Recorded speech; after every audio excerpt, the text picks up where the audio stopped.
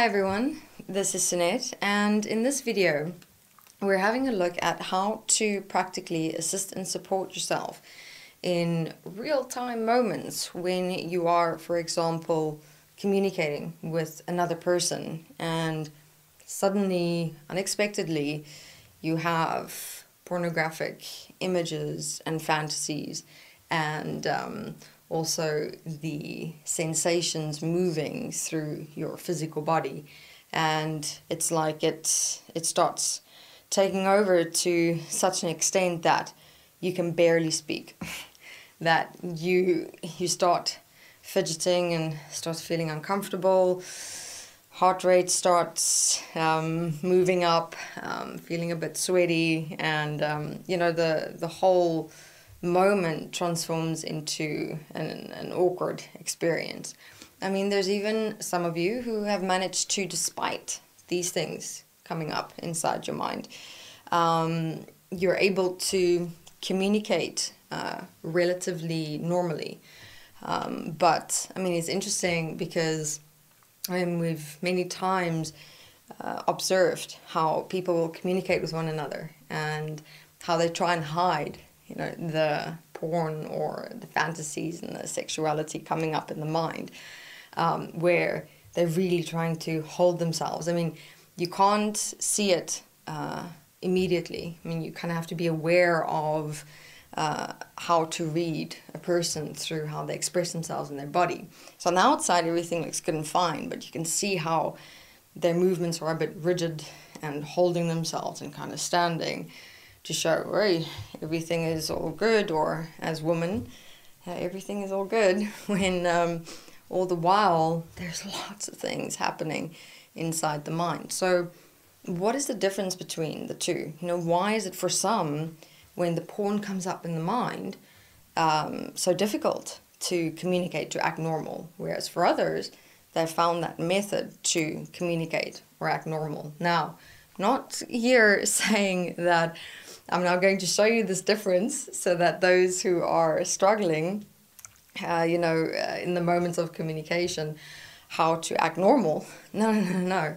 I'm just sharing with you what is the difference, but in both polarities, you also have a consequential effect that happens inside yourself and your relationship with the opposite sex, because it's interesting that what pornography also contributes to, both those who act awkwardly or those who act seemingly normally, is that there is this inherent desire for a connection with another person, but that connection can never be established or never really be found or experienced, because the pornography had taken over you to such an extent that, you've lost a deep connection with yourself, with your true self. And so therefore, from there, you've had to kind of try and create other personalities, other ways of talking or behaving to kind of, on the outside show that, yeah, I want to connect, or I want to be with you, or I want to start a relationship, but it's never actually really deep, intimate, real, or genuine, all right?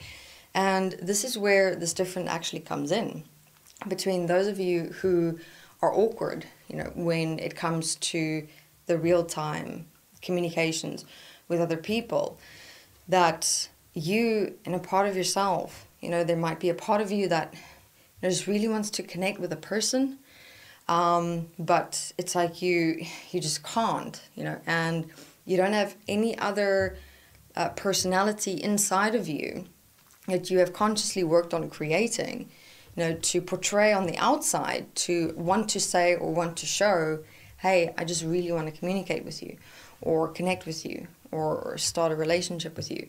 So therefore, it's like nothing else activates inside of you. You can't access any personality. So therefore, you go into a reaction to your own mind and the porn and the sensations in your body that's starting to come up. Whereas those who can portray a certain personality, all right, in knowing how to talk and move and behave and what to say and how to say it. But I mean, for them as well, you know, they're trying to connect, trying to make a connection, trying to start a relationship, trying to find that depth and that intimacy. But even they themselves have actually that same experience of struggling and awkwardness very deep inside. It's just suppressed. So intrinsically, both polarities are actually exactly the same.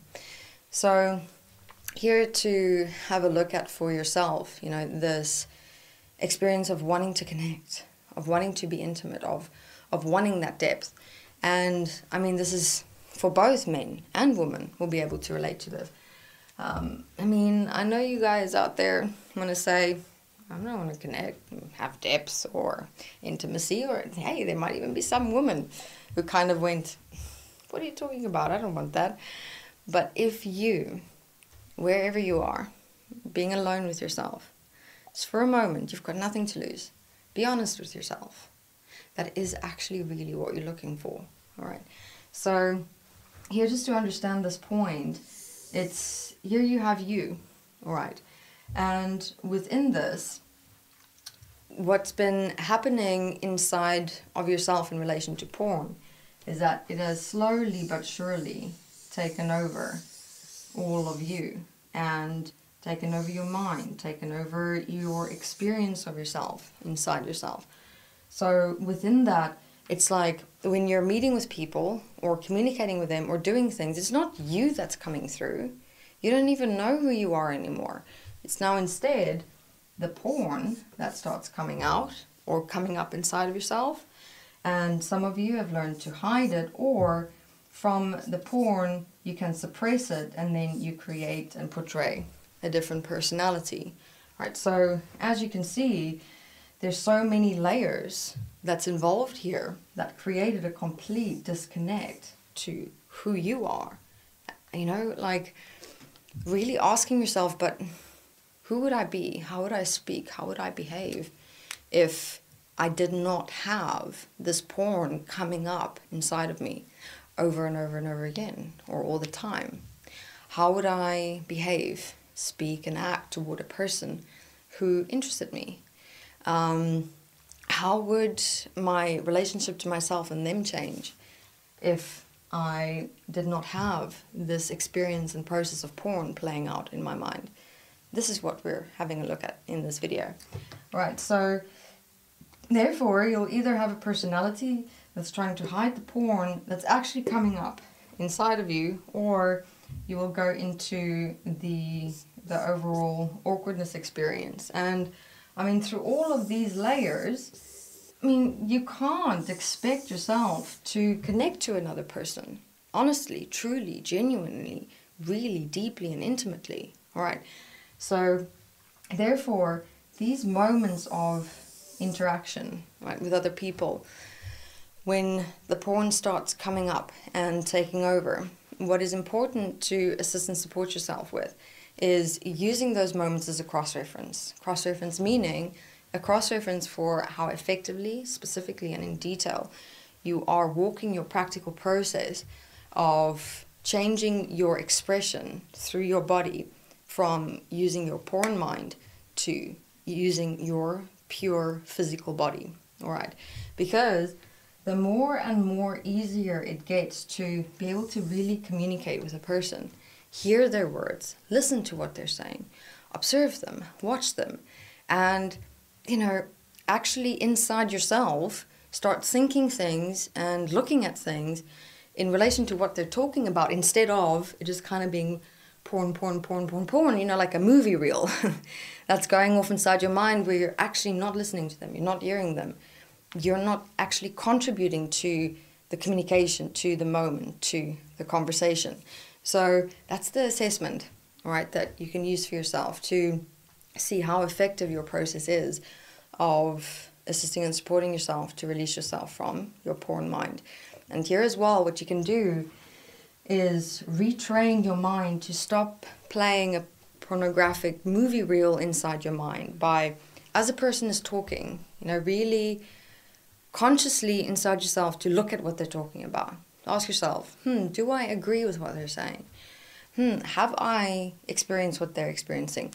You know, prompt yourself with questions inside yourself to maintain your focus on the conversation instead of the pornography. And this will assist and support you to connect with yourself beyond the pornography. And so really genuinely be able to connect with another person. All right. Thank you very much.